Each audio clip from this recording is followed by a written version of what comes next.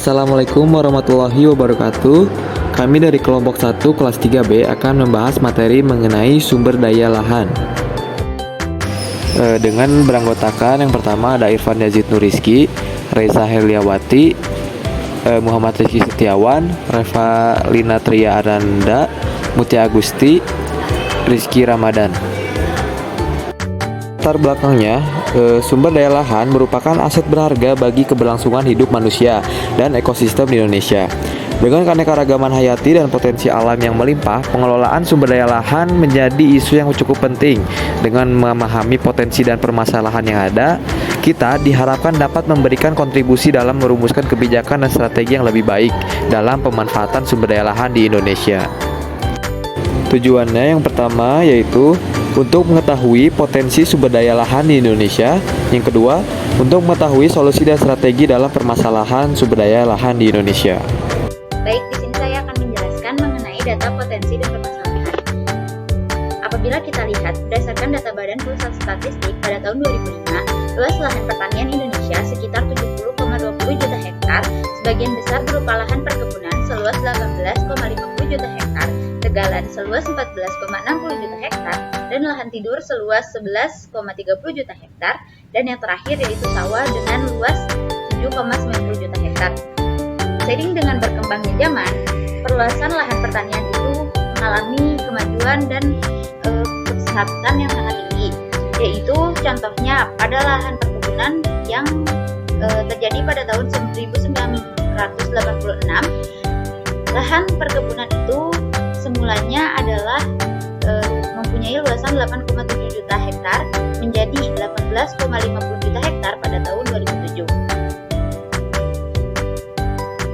Kemudian pada tahun 2013, Badan Pusat Statistik itu menyatakan dari sekitar 1.900,09 juta hektar luas daratan di Indonesia, sekitar 95,90 juta hektar potensial untuk pertanian yang berada pada kawasan APL, yaitu area penggunaan lahan lain.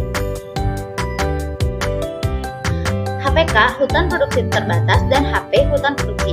Sebagian besar lahan yang potensial tersebut telah digunakan untuk pertanian, dan sebagian kecil yang belum digunakan merupakan lahan potensial tersedia untuk pengembangan pertanian ke arah depannya. Berdasarkan hasil dari beberapa peta tematik yang telah disebutkan,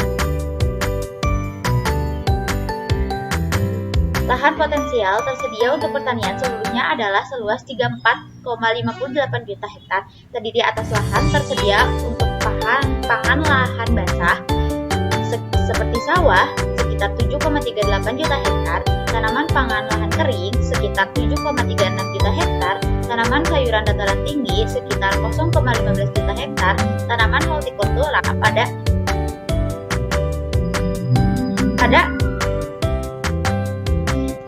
pada lahan gambut sekitar 1,4 juta hektar, tanaman tahunan pada lahan kering sekitar 16,3 juta hektar, dan banyak lainnya. Potensi sumber daya alam.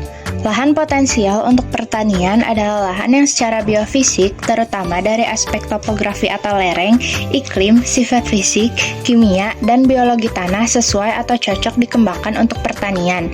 Potensi lahan adalah kemampuan lahan untuk penggunaan tertentu. Potensi lahan pada lahan kering dibedakan atas 4 kelompok utama, yaitu yang pertama, tanaman pangan lahan kering. Yang kedua, tanaman sayuran dataran tinggi.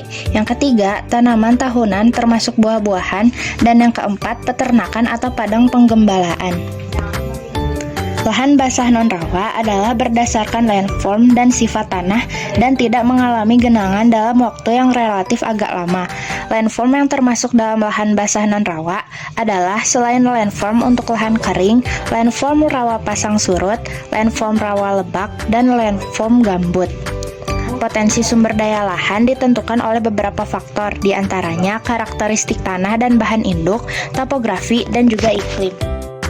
Kegiatan pembangunan selain menghasilkan manfaat juga membawa risiko. Dalam hal itu dampak negatif terhadap lingkungan tersebut. Nah, manfaat dan risiko tersebut harus diperhitungkan secara seimbang.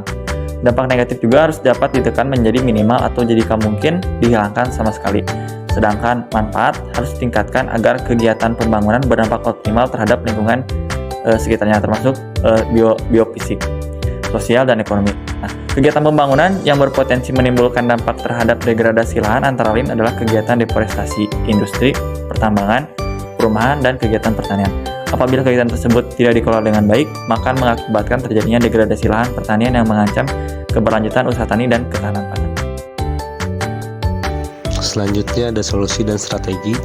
Solusi yang pertama ialah melakukan pemanfaatan lahan berdasarkan peruntukannya, melakukan pencegahan alih fungsi lahan, penguatan kebijakan dan reforma agraria, dan juga optimalisasi produktivitas dan teknologi berkelanjutan. Kemudian ada strategi. Yang pertama ialah memberikan insentif finansial dan teknis bagi petani agar tetap menanam tanaman pangan. Dan yang kedua, membangun sistem pemantauan dan pengawasan lahan untuk mencegah alih fungsi ilegal. Dan yang terakhir, memfasilitasi penelitian dan pengembangan terkait tanaman pangan dan bioenergi terutama di lahan marginal. Yang terakhir adalah kesimpulan. Ilmu geografi memiliki peran penting dalam memahami persebaran dan pemanfaatan sumber daya lahan di Indonesia. Potensi lahan beragam dengan konsentrasi tertinggi berada di Jawa Timur, Jawa Tengah, dan Jawa Barat. Sedangkan potensi rendah di Papua dan Sumatera Selatan. Indonesia menghadapi tantangan berupa konversi lahan pertanian menjadi perkebunan, degradasi lahan, serta penurunan kualitas dan ketersediaan air, terutama di Jawa dan Bali.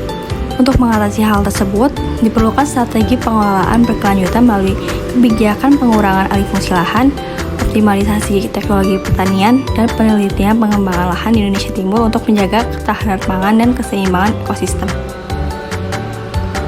Untuk rekomendasi kebijakannya ada perlindungan lahan pertanian, optimalisasi penggunaan lahan, diversifikasi pertanian, dan juga pengelolaan sumber daya air.